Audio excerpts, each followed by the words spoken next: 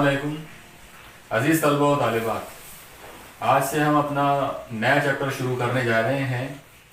हमारे इस चैप्टर का नाम है ऑसिलेशंस। उर्दू में हम इसे कहेंगे एहतिजाज। एहतिजाज इंग्लिश में कहेंगे ऑसिलेशंस।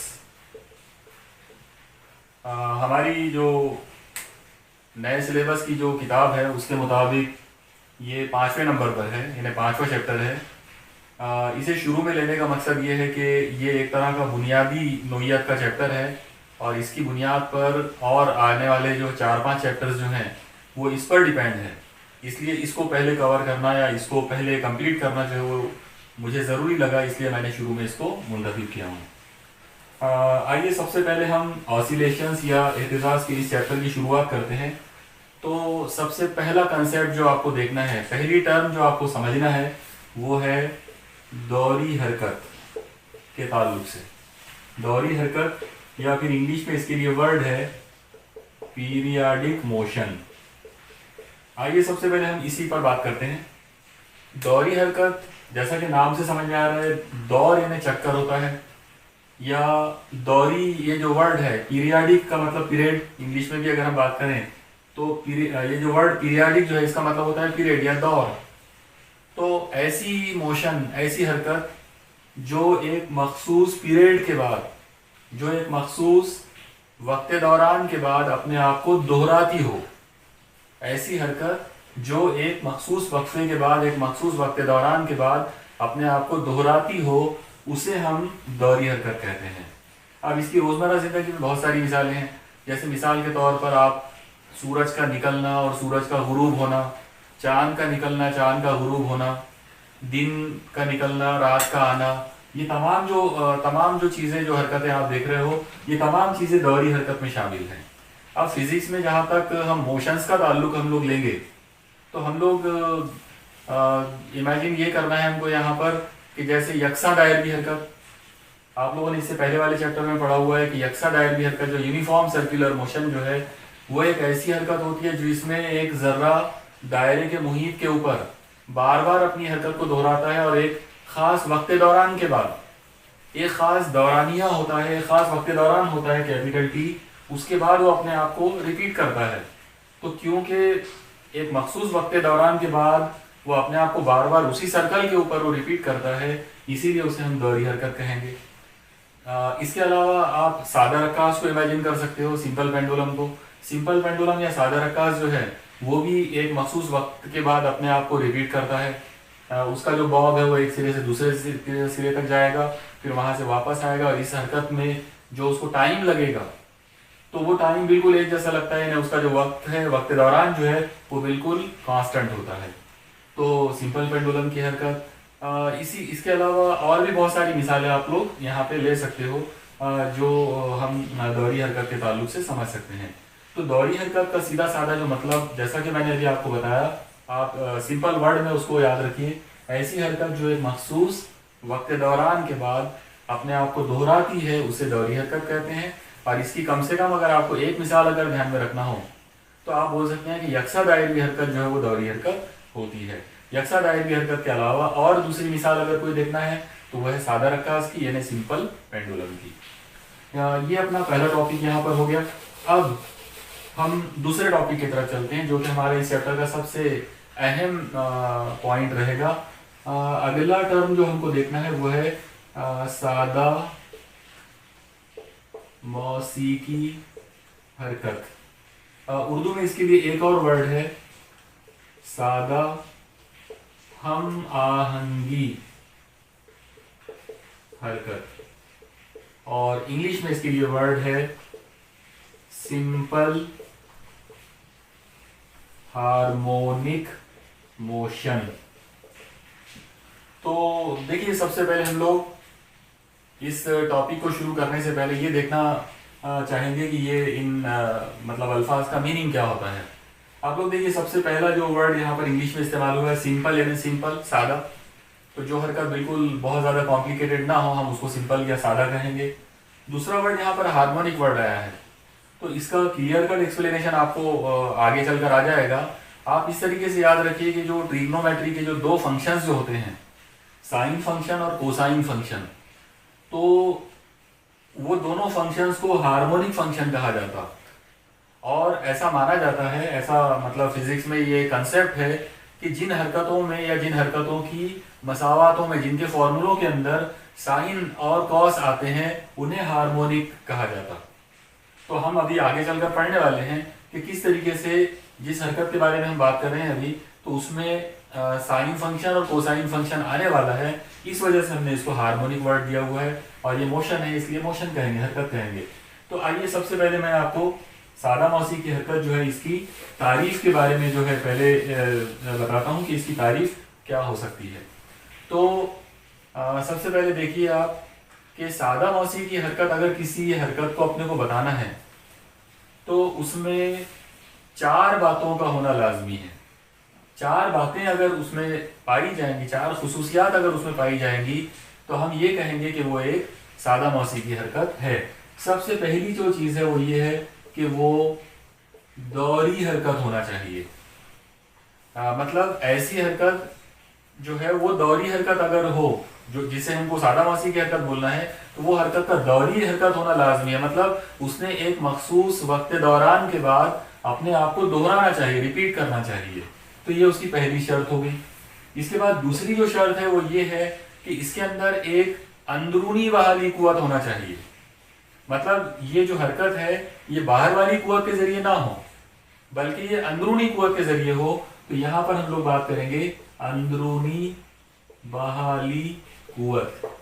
अब अंदरूनी बहाली कुव्वत या इंटरनल रिस्टोरिंग फोर्स, इसके लिए इंग्लिश में जो वर्ड है वो भी आप लोग ध्यान में रखिए, वो है इंटरनल रिस्टोरिंग फोर्स। मतलब ऐसी कुव्वत जो जिस्म के अंदर पैदा होगी और जो उसको रिस्टोर करने का, बहाल करने का काम करेगी। तो अंदरूनी बहाली कुव्वत की वजह से यह हरकत होना चाहिए। ये सेकंड पॉइंट हो गया। तीसरा जो पॉइंट है वो ये है कि ये जो अंदरूनी बहाली कुव्वत जो है एफ, अगर हम उसको एफ से जाहिर करें, तो ये हमेशा औसत मकाम की जानिब होना चाहिए। अब ये औसत मकाम क्या होता है, तो आप उसको इस तरीके से याद रखिए कि अगर आपने एक सिंपल पेंडुलम लिया तो वो एक सिरे से दूसरे सिरे तक जब जाता है तो बीच वाला जो नुक्ता होगा, एक सिरे और दूसरे सिरे के दरमियान का जो नुक्ता रहेगा, हम उसे औसत मकाम कहेंगे। तो बहाली कुव्वत जो है वो औसत मकाम की जानिब होना चाहिए। मतलब अगर हम इसको यहाँ पर अगर लिखें तो इसको कुछ इस तरह से लिख सकते हैं कि बहाली कुव्वत जो है वो औसत मकाम की जानिब होना चाहिए। उसकी जो सिमत है वो हमेशा औसत मकाम की तरफ हो। और चौथा और सबसे आखिरी जो सबसे अहम पॉइंट है वो ये है कि ये जो बहाली कुव्वत है ये रास तनासुब में होना चाहिए हटाव के साथ। मतलब औसत मकाम से जो उसका हटाव होगा जर्रे का, उस हटाव के साथ में वो कुव्वत का रास तनासुब में होना लाजमी है। तो जिस हरकत में ये चार बातें नजर आए हम उसे सादा मौसी की हरकत कहते हैं। अब आप एक बार ये तमाम बातों को मिक्स करके एक डेफिनेशन जो है वो बनाने की कोशिश कीजिए। सबसे पहले मैं आप लोगों को बताता हूँ कि देखिए किस तरीके से हम बोलेंगे। ऐसी हरकत जो दौरी हरकत हो, जिसमें अंदरूनी बहाली कुव्वत हो, जिसमें अंदरूनी बहाली कुव्वत की सिमत औसत मकाम की जानिब हो, और जो अंदरूनी बहाली कुव्वत है वो औसत मकाम से हटाव के साथ रास तनासुब में हो। तो इन चारों बातों को मिक्स करके हम जब एक तारीफ बनाएंगे तो तारीफ कुछ इस तरह से होगी कि ऐसी दौरी हरकत जिसके दौरान अंदरूनी बहाली कुव्वत औसत मकाम की जानिब होती है और औसत मकाम से हटाव के साथ रास तनासुब में होती है, उसे सादा मौसी की हरकत कहते हैं। एक बार फिर से आप सुनिए और इसी तरीके से आप नोट कीजिए आपके मतलब रजिस्टर्स में। ऐसी दौरी हरकत जिसके दौरान अंदरूनी बहाली कुव्वत औसत मकाम की जानिब अमल करती है और औसत मकाम से हटाव के साथ रास तनासुब में होती है, उसे सादा मौसी की हरकत कहते हैं। अब ये जो सादा मौसी की हरकत की जो मैंने अभी आपको तारीफ बताया, तो आइए हम सबसे पहले सादा मौसी की हरकत की मतलब इसका कंप्लीट जो क्या कहेंगे एक प्रैक्टिकल डेमोन्स्ट्रेशन जो है वो हम यहाँ पर देखते हैं कि किस तरीके से एक सादा रकास या सिंपल पेंडुलम जो है वो सादा मौसी की हरकत करता है।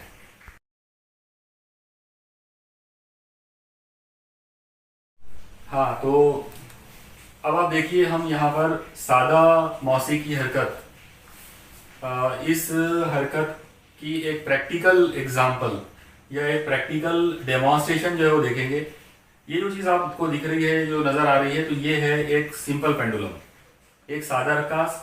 हमने इस सिंपल पेंडुलम को बनाने के लिए एक स्टैंड इस्तेमाल किए। यहाँ पर ये एक रिजिड सपोर्ट है, इसके साथ ये एक धागा बांधा गया, लंबा धागा, और उसके नीचे सिरे के ऊपर ये एक वजनदार कुर्रवी एक गोला लगा हुआ है। ये जो वजनदार कुर्रवी गोला जो है, इसे बॉब कहा जाता है, इंग्लिश में इसे बॉब कहते हैं। अब आप गौर से देखिए, अगर ये धागे के साथ इसको बांधकर हमने ऐसा लटका दिए, ये अपने वजन की वजह से नीचे की जानिब लटका हुआ है, तो अगर हम इसको कुछ नहीं करते हैं, बाहर से अगर इसके ऊपर कोई कुव्वत का अमल अगर नहीं होता है, तो ये ऐसा लटका हुआ रहेगा। ये वाली जो हालत है, इसको हम औसत मकाम कहेंगे। मतलब ये इस पेंडुलम का इसका ये मीन पोजीशन है, ये उसकी औसत हालत है या औसत मकाम है। अब अगर मैं इसको यहाँ से हटाकर डिस्टर्ब करता हूँ और किसी एक सिरे पर अगर लाता हूँ, तो आप लोग देखिए इसकी हालत कुछ तो भी इस तरह से हो जाएगी। अब ये मैंने इसको यहाँ लेकर आ गया, लेकिन यहाँ लाने के बाद मुझे इसको पकड़ के रखना पड़ेगा, क्योंकि अगर मैं छोड़ूंगा तो ये अपने आप से उधर चला जाएगा। मतलब मुझे इसको लौटने की जरूरत नहीं पड़ेगी, मुझे इसके ऊपर ऐसा कुव्वत नहीं लगाना पड़ेगा, बल्कि ये खुद से अपने आप से ये उधर चला जाएगा। आप देखिए यहाँ पे ये मैंने इसको एक सिरे पे लेकर आया और अब छोड़ दिया। जैसे ही मैंने छोड़ दिया तो अब ये बिल्कुल अपने ऑसिलेशंस के अंदर आ गया है। आप देखिए वो एक सिरे से दूसरे सिरे तक गया, फिर वहां से वापस आ रहा है, फिर आना जाना अब उसका कंटिन्यू जो है वो शुरू हो गया है। ये वाली जो हरकत है, इस हरकत को हम कहते हैं सादा मौसीकी हरकत, क्योंकि इस हरकत में वो तमाम बातें शामिल है जो मैंने अभी कुछ देर पहले आपको एक्सप्लेन किया था। आप लोग एक बार फिर से वो तमाम बातों को यहाँ पे देखिए। सबसे पहली बात मैंने आपको बताया था कि वो दौरी हरकत होना चाहिए। आप देखिए ये एक दौरी हरकत है, क्योंकि ये बराबर एक पर्टिकुलर टाइम के बाद ये अपने आप को रिपीट कर रहा है, तो ये दौरी हरकत है। दूसरी चीज, इसके अंदर मैंने बाहर से इसको लोडा नहीं था, मतलब बाहर से कुव्वत नहीं लगाना पड़ा। इसका मतलब ये हरकत अंदरूनी बहाली कुव्वत की वजह से शुरू हुई। तीसरी जो चीज है वो ये है कि इसमें जो अंदरूनी बहाली कुव्वत जो है वो औसत मकाम की जानिब है। ये बात का अंदाजा हमको इस बात से होता है क्योंकि वो बार बार औसत मकाम की तरफ जाता है, और अगर हम देखेंगे कुछ देर के बाद वो औसत मकाम पर ही आके रुकेगा। अभी जैसा मैंने उसको रोक दिया हूँ, लेकिन वो अगर खुद से भी रुकता, आपको मालूम है कि वो औसत मकाम पर ही रुकता था, तो इसका मतलब ये हुआ कि औसत मकाम की जानिब भी बहाली कुव्वत अमल कर रही है। अब सिर्फ एक पॉइंट के ऊपर आप गौर कीजिए, जो सबसे अहम है वो ये है कि अगर मैं इसका औसत मकाम से फासला बढ़ाता हूं तो वो कुव्वत बढ़ेगी, और अगर फासला कम रखते हैं तो वो कुव्वत कम रहेगी। आइए हम इसको प्रैक्टिकली करके देखें। आप देखिए, अगर मैं इसका हटाव सिर्फ इतना सा लेता हूं तो ये देखिए, ये वहीं के वहीं एक हल्का सा, मतलब बहुत कम रफ्तार के साथ उसने अपनी हरकत शुरू कर दिया। मतलब फासला कम है तो कुव्वत कम है। अब मैं यहाँ पर इसका फासला बढ़ा देता हूँ। आप देखिए मैंने इसका फासला बढ़ा दिया। अब अगर हम इसको छोड़ते हैं, ये देखिए पहले के मुकाबले में अब उसकी रफ्तार जो है बढ़ गई है, मतलब कुव्वत ज्यादा हो गई। तो फासला बढ़ाने से औसत मकाम से हटाव बढ़ाने पर उसकी कुव्वत जो है बढ़ गई है। इसकी कुव्वत को इसका फासले को और बढ़ा देते हैं थोड़ा सा। आप देखिए यहाँ से इसको छोड़ते हैं, ये पहले के मुकाबले में और ज्यादा तेज हो गया है। इसका मतलब ये हुआ कि जितना हम उसको औसत मकाम से दूर लाएंगे वो उतने दूर तक उधर औसत मकाम की तरफ जाएगा, और नतीजा ये होगा कि आप यहाँ पर एक सिंपल अंदाज में अगर बोले तो आपको ये फॉर्मूला बताना पड़ेगा F प्रोपोर्शनल टू X। मतलब इसमें इस निजाम में जो कुव्वत अमल कर रही है वो कुव्वत हटाव के साथ में जो है वो रास्त तनासुब में है। ये चारों बातें इसमें नजर आ रही हैं। इसका मतलब ये हुआ कि सिंपल पेंडुलम की जो हरकत है वो बेसिकली सिंपल हार्मोनिक मोशन यानी सादा मौसीकी हरकत या सादा हम आहंगी हरकत होती है।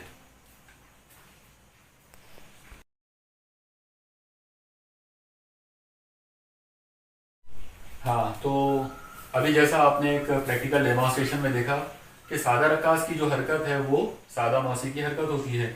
अब हम एक बहुत ही इंपॉर्टेंट टॉपिक की तरफ चलते हैं, सादा रकास से ही जुड़ा हुआ, वो है डिफरेंशियल इक्वेशन यानी तफरीकी मसावात। तो अब हमारा जो अगला जो टॉपिक है वो है तफरीकी मसावात।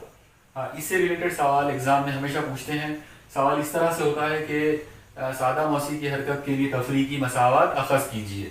अगर आप पिछले कुछ 5-10 सालों के अगर पेपर्स अगर आप देखोगे तो ये सवाल आपको बहुत सारे पेपर्स में नजर आएगा। बहुत ही इंपॉर्टेंट टॉपिक है, सादा मौसी की हरकत के लिए तफरीकी मसावत अखज़ कीजिए, इस तरह का सवाल होता है।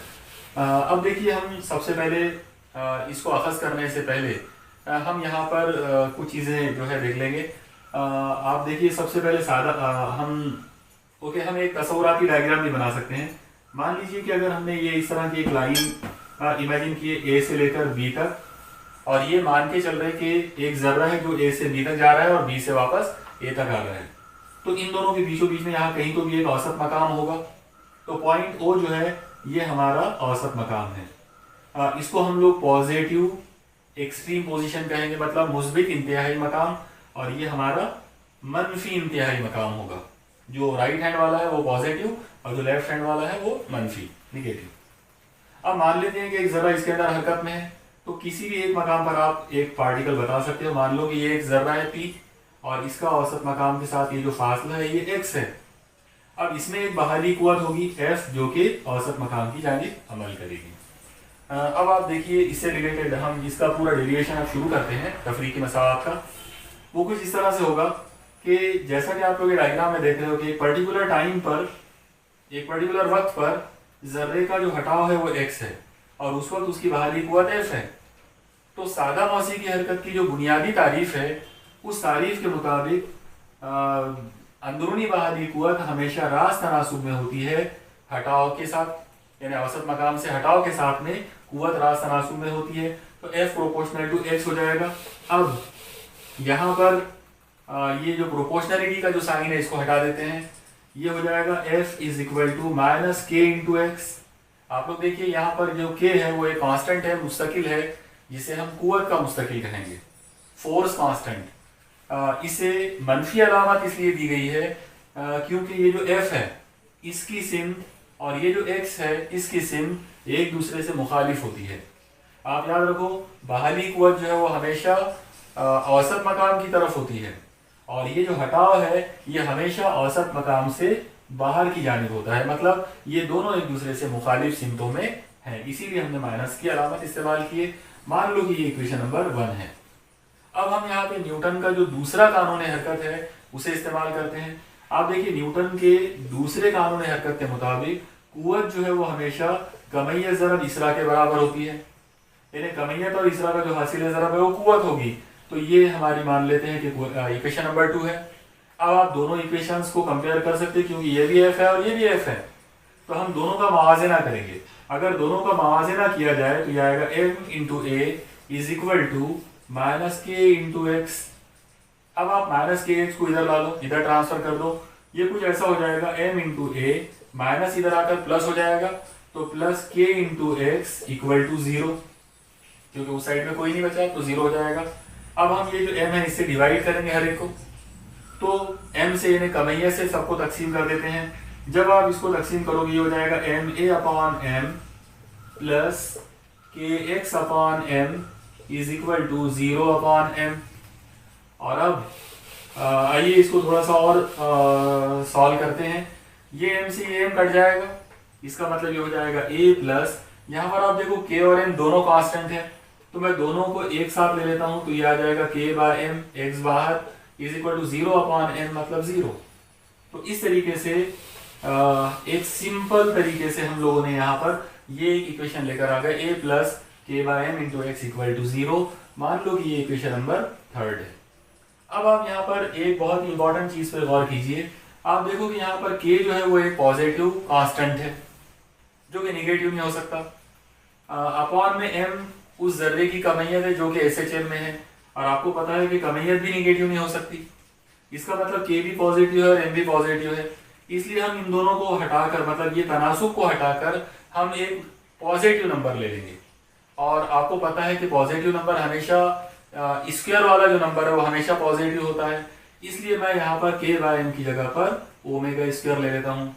आप देखिए, ओमेगा जो है वो जावियाई रफ्तार है, जावियाई रफ्तार निगेटिव हो सकती है, ओमेगा जो है वो निगेटिव हो सकती है, लेकिन जब आप ओमेगा का स्क्वायर करोगे तो वो निगेटिव नहीं हो सकता। इसलिए हमने यहाँ पर इसको k बाय m को ओमेगा नहीं लिए बल्कि ओमेगा का स्क्वायर लिए, क्योंकि ये ऑलवेज पॉजिटिव नंबर है, हमेशा ये पॉजिटिव होता है। तो हम k बाय m की जगह पर ओमेगा स्क्वायर ले सकते हैं। ये एक नंबर को आप याद रखिए। अब अगली जो चीज़ है वो ये है कि ये a जो है इसरा, ये क्या होगा। तो आप लोगों को पता है कि हटाओ जो है x, खती हटाओ, इसकी जो तब्दीली की शरह है वो रफ्तार होती है। मतलब अगर आपने x की तब्दीली की शरह अगर निकाले, x का अगर जो रेट ऑफ चेंज अगर आप इसका निकालते हो तो वो वेलोसिटी मतलब रफ्तार होगी। तो हटाओ की तब्दीली की शरह यानी रफ्तार, और रफ्तार की तब्दीली की शरह यानी इसरा। तो इस लिहाज से अगर बात करें तो ये जो v है, v का फॉर्मूला बन जाएगा dx by dt, rate of change of displacement, मतलब रफ्तार जो है वो खती हटाओ की तब्दीली की शरह है। ऐसी अगर आप ये इसरा के बारे में अगर बात करेंगे तो इसरा का फॉर्मूला आ जाएगा rate of change of velocity, मतलब dv बाय dt। अब आप गौर से देखिए, v का मतलब है dx बाय dt और a का मतलब है dv बाय dt। तो ये जो v है इसको उठाकर मैं यहाँ रख सकता हूँ लाकर। आप देखिए ये जो ये वाला जो डेरिवेटिव है dv बाय dt, इसको लिखने का एक तरीका ऐसा भी है, d upon dt of v। आप याद रखिए इसका और इसका मतलब सेम होता है मैथमेटिक्स की जबान में। ये डेरिवेटिव ऑफ v है और ये भी डेरिवेटिव ऑफ v है। तो अगर मैं ये ऊपर वाले v को बाजू में लिखता हूँ तो अब मैं ये v की जगह पर ये वैल्यू ला के रख सकता हूँ ऊपर वाली। अगर ये मैंने ये वाली कीमत यहाँ ला के रख दिया तो ये यहाँ पर आ जाएगा, v की जगह पर dx बाय dt हो जाएगा। और अब अगर इसको सॉल्व करते हैं तो ये कुछ इस तरह से होगा, d इंटू डी मतलब D square x upon D T into D T मतलब डी टी स्क्वायर। तो एक बार फिर से आप देखिए, बहुत ही आसान है। सबसे पहले हमने देखे कि खती हटाओ की तब्दीली की शरह यानी खती रफ्तार की तब्दीली की शरह यानी खती इसरा। तो v की जगह पर मैंने लिख दिया dx बाय dt और a की जगह पर लिख दिए dv बाय dt। वो जो dv बाय dt है उसको हमने यहाँ दोबारा से लिखे dv बाय dt और फिर बाद में v की जगह पर dx बाय dt लेकर आ गए, सॉल्व किए तो d2x बाय dt स्क्वायर। अब आप देखिए k बाय m की जगह पर ओमेगा स्क्वायर है और a की कीमत है d2x बाय dt स्क्वायर। तो ये दोनों कीमतें उठाकर आप मसावत नंबर 3 में जो है रख सकते हैं। अगर हम इनको मसावत नंबर 3 में लाके अगर रखते हैं तो ये कुछ इस तरह से हो जाएगा। ये a जो है इसकी जगह पर आ जाएगा d2x by dt square plus k by m की जगह पर आ जाएगा omega square into x equal to 0। तो ये वाली जो मसावत आपके सामने दिख रही है इसे कहते हैं डिफरेंशियल इक्वेशन ऑफ SHM, मतलब सादा मौसीकी हरकत की तफरीकी मसावत। और इसको अखज़ करने का जो सवाल है वो एग्ज़ाम के लिहाज से बहुत ही इंपॉर्टेंट है और ये बार बार एग्ज़ाम में पूछा जाता है। तो आप लोग देखिए बहुत ही आसानी के साथ हमने 2 या 3 स्टेप्स के अंदर पूरा डेरिवेशन जो है वो कंप्लीट कर लिए। मैं एक बार बहुत ही शॉर्ट में आपको इसको रिवाइज करके बता देता हूँ ताकि ये और एक बार आपको अच्छे से जहन नशीन हो जाए।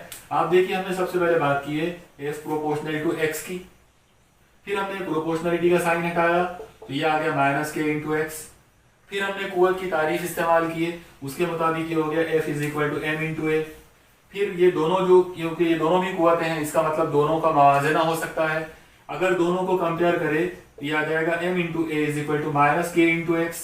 अब माइनस के एक्स को इधर ला लो तो ये आ जाएगा m into a plus k into x equal to 0। अब आप m से डिवाइड कर लो दोनों तरफ n को, तो जब आप m से तकसीम करोगे ये आ जाएगा a प्लस के by M into x equal to 0। और फिर हम k बाय m को हटाकर वहां पर एक पॉजिटिव नंबर ला सकते हैं, वो है ओमेगा स्क्वायर। और ये जो a है इसरा खती इसरा, इसको हम डिफरेंशियल फॉर्म में लिख सकते हैं। तो हमको पता अभी जैसा हमने देखा था a की जो कीमत है वो हो सकती है d2x by dt square plus k by m। ये जो नंबर है इसकी जगह पर हम ले लेंगे omega square into x equal to 0। तो ये हमारी तफरीकी मसावत हमको इस तरह से ये कुछ स्टेप्स के अंदर हासिल हो गई। यहाँ पर तफरीकी मसावत वाला आर्टिकल जो है वो हमारा कंप्लीट हो गया।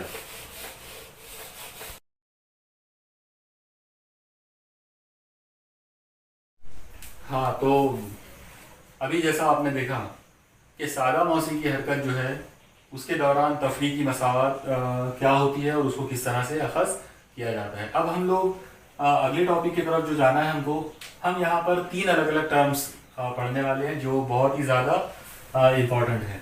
इनमें से पहली जो टर्म आपको पढ़ना है वो है हैता। इससे रिलेटेड सवाल जो है वो इस तरह से पूछा जाता है कि हैता क्या है, या हैता की तारीफ बयान कीजिए और उसकी वजाहत कीजिए। हैता जो है इंग्लिश में इसके लिए वर्ड इस्तेमाल किया जाता एम्पलीट्यूड। अब आप गौर कीजिए कि हैता जो है वो क्या होता है या इसकी तारीफ क्या है। बहुत ही आसान है। आप लोग देखिए जो डायग्राम आपको नजर आ रही है, तो हम ये मान के चल रहे हैं कि एक खत है पॉइंट ए से लेकर पॉइंट बी तक, और एक जर्रा है जो कि पॉइंट ए से बी तक जाता है, फिर बी से ए तक आता है, और इस तरह से बार बार अपने आप को रिपीट करता है। तो जाहिर है वो SHM में है वो जर्रा जो है। तो यहाँ पर इस जगह पर ये हमारी औसत मकाम हो गया, और ये जो है ये हमारा पॉजिटिव इंतहाई मकाम, और उसी तरीके से अगर आप इसकी बात करेंगे तो ये हमारा निगेटिव इंतहाई मकाम है। अब आइए आप हैता की तारीफ की तरफ। तो आप लोग देखिए हैता की जो तारीफ है वो आप 2 तरीकों से बयान कर सकते हैं। एक पहले बहुत ही सीधा सिंपल सा जो तरीका है वो ये है कि औसत मकाम से इंतहाई मकाम के दरमियान का जो फासला है उसे हैता कहते हैं। एकदम सबसे सिंपल सी तारीफ क्या होगी, औसत मकाम और इंतहाई मकाम, कोई भी एक इंतहाई मकाम, दोनों भी इक्वली डिस्टेंस पे होते हैं। तो औसत मकाम और इंतहाई मकाम के दरमियान जो फासला होता है उसे हैता यानी एम्पलीट्यूड कहते हैं। ये इसकी पहली तारीफ हो गई। अब हम इसकी एक तारीफ और बनाने की कोशिश करते हैं। आप लोग गौर से देखिए, मान लो कि एक जरा यहाँ पर है, मतलब औसत मकाम पर है। अगर वो जरा औसत मकाम पर है तो यहाँ पर x की वैल्यू 0 लेना पड़ेगा, क्योंकि उसका हटाव तो कुछ भी नहीं होगा, उसका हटाव 0 होगा, तो x बराबर 0 है। अब मान लो कि वो जरा यहाँ आ जाता है, तो फिर यानी ये डायरेक्शन में जाते हुए, तो फिर ये इतना फासला जो है ये x हो जाएगा। अब मान लो कि वो जरा यहाँ आ जाता है, तो फिर यहाँ से लेकर यहाँ तक ये जो फासला है ये x हो जाएगा। और अब उसके बाद जरा फर्ज करोगे यहाँ आ जाता है पॉइंट बी पर, तो फिर हटाव जो है वो यहाँ से लेकर यहाँ तक आ जाएगा। अब आप गौर कीजिए कि बी पर आने के बाद उसको आगे जाने के लिए रास्ता ही नहीं है। वो जो पार्टिकल है वहां से तो उसको पलटना पड़ेगा, इसका मतलब इससे आगे नहीं जा सकता है।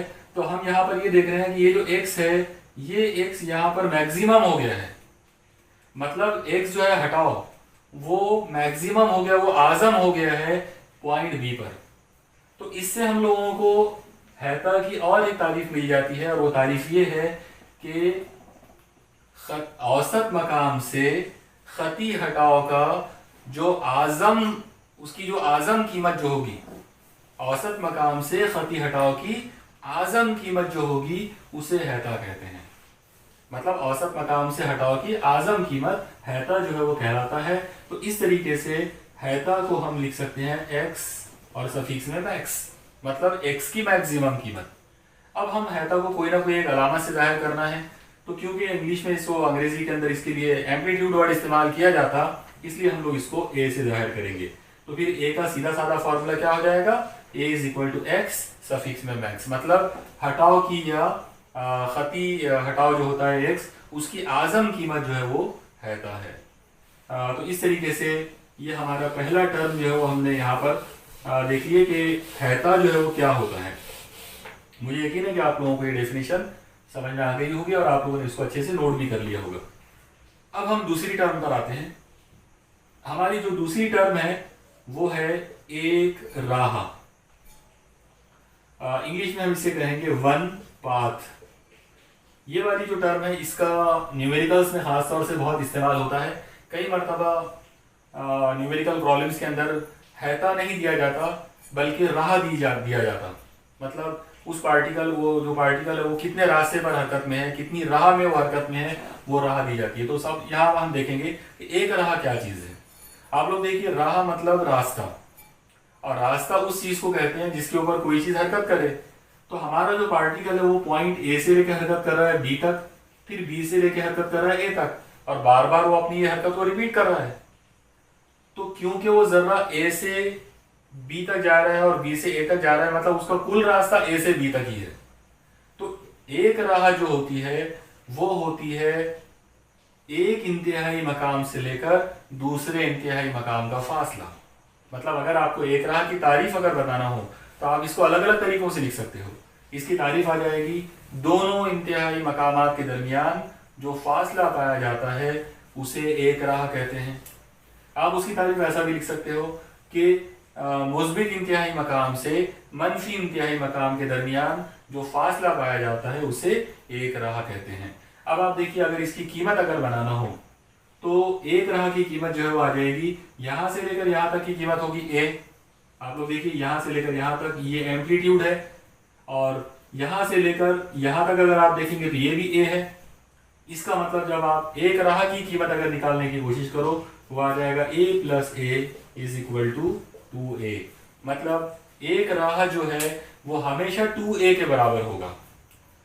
2a का मतलब है हैता से 2 गुना, उससे डबल। ये हमारी दूसरी टर्म हो गई। इसकी भी जरूरत हमको बहुत ज्यादा पड़ती है, लेकिन खास तौर से न्यूमेरिकल्स में। एक और टर्म जो हमको अभी पढ़ना है, इसी के साथ में जुड़ी हुई है, वो है एक एहतेजाज, वन ऑसिलेशन।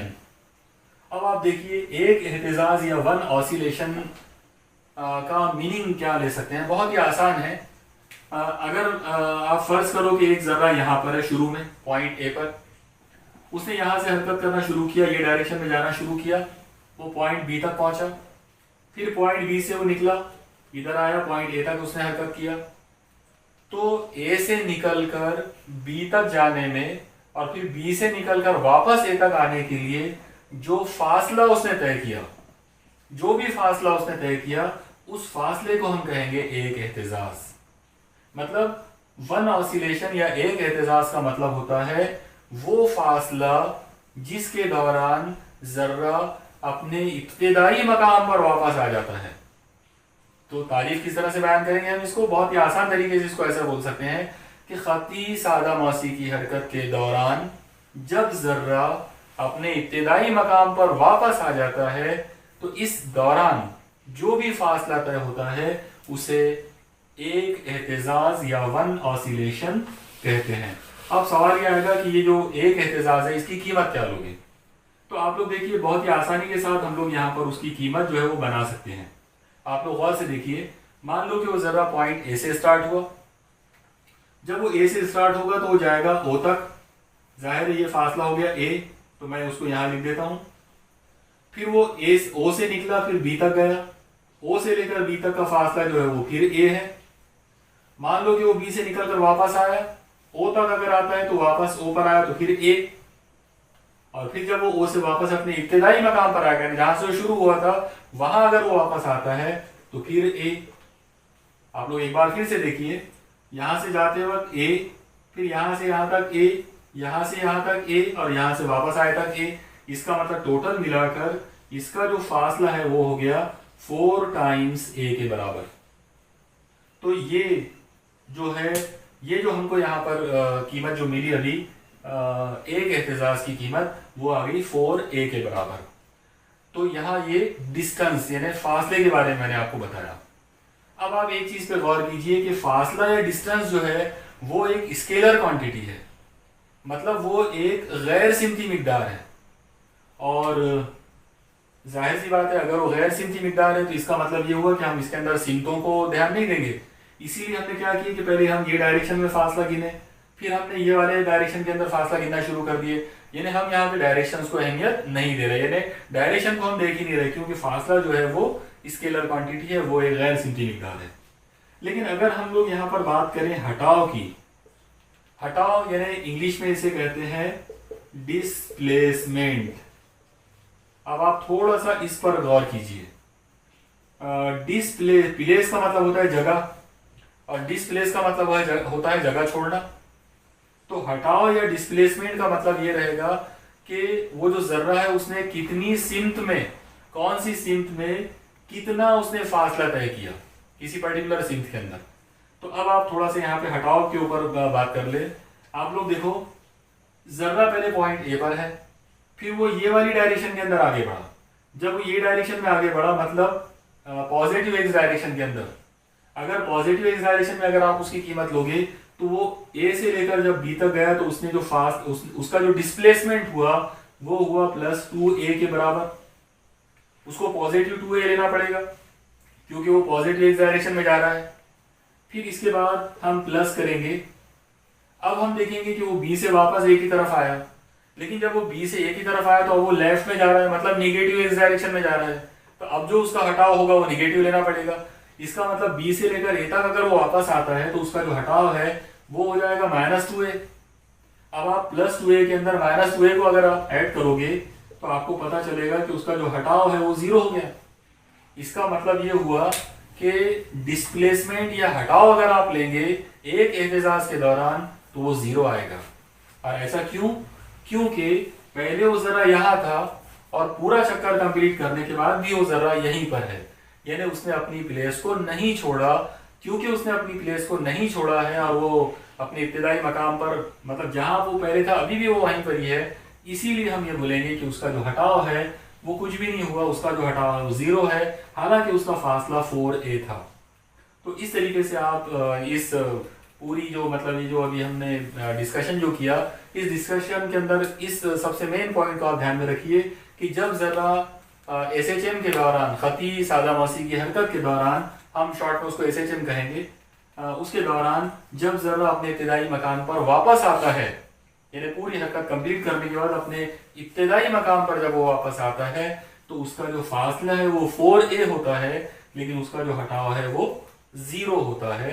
और इस तरीके से एक एहतिजाज जो है वो हमको मतलब उसका जो पूरा जो कंप्लीट जो कंसेप्ट है वो हमारे ध्यान में आ गया है। मुझे पूरा यकीन है कि आज हम लोगों ने जो कुछ भी पढ़ा है इस चैप्टर के अंदर तो वो आपको सब समझ में आया होगा। आप लोग इस लेक्चर के साथ साथ इसके नोट्स बनाते जाइए। जिस दिन ये चैप्टर एंड होगा उस दिन एक टाइम में, मतलब एक ही वक्त के अंदर मैं आपको पूरे चैप्टर के नोट्स एक साथ दे दूंगा। पिछले चैप्टर्स के अंदर मैंने हर लेक्चर के साथ में आपको छोटे छोटे नोट्स दिए थे, मतलब हर लेक्चर के लिए जितने नोट्स की ज़रूरत होती थी मैं उतने नोट्स प्रोवाइड करता था। लेकिन कुछ बच्चों के फ़ोन वगैरह इस तरह से आए कि उनको कुछ कन्फ्यूजन्स हुए कि वो पिछले नोट्स क्या थे और अभी के नोट्स में क्या है, वो भी ऐड करना है क्या, वो भी लिखना है क्या, उनको कुछ समझ नहीं आया। तो इस वजह से मैंने ये डिसाइड किया कि अभी मैं हर लेक्चर वाइज आपको नोट्स नहीं दूंगा, बल्कि पूरे कंप्लीट लेक्चर को हम इसी तरीके से करेंगे। जो मुश्किल टॉपिक होंगे या जो मैथमेटिकल टॉपिक्स होंगे मैं उनको भले ही बार बार रिपीट कर दूंगा, लेकिन जो नोट्स वाला मामला है वो मैं आखिरी, जिस दिन हमारे ये चैप्टर का आखिरी लेक्चर आएगा हम उस दिन पूरे चैप्टर के नोट्स एक साथ देंगे। लेकिन आप वो नोट्स के इंतज़ार में मत रहो। मेरा मशवरा आपको यही रहेगा कि आप इस लेक्चर के नोट्स इसी लेक्चर के साथ साथ आप खुद बनाओ। अगर उसमें कुछ गलतियां भी हो जाती है तो कोई प्रॉब्लम नहीं है, आगे आखिरी में जब मैं अपने नोट्स आपको दूंगा उस वक्त आप उसमें करेक्शंस कर सकते हो। और एक और चीज़ है कि अपने खुद के बनाए हुए जो नोट्स हैं उसकी बुनियाद पे स्टडी ज़्यादा बेहतर तरीके से हो सकती है। अल्लाह हाफिज़।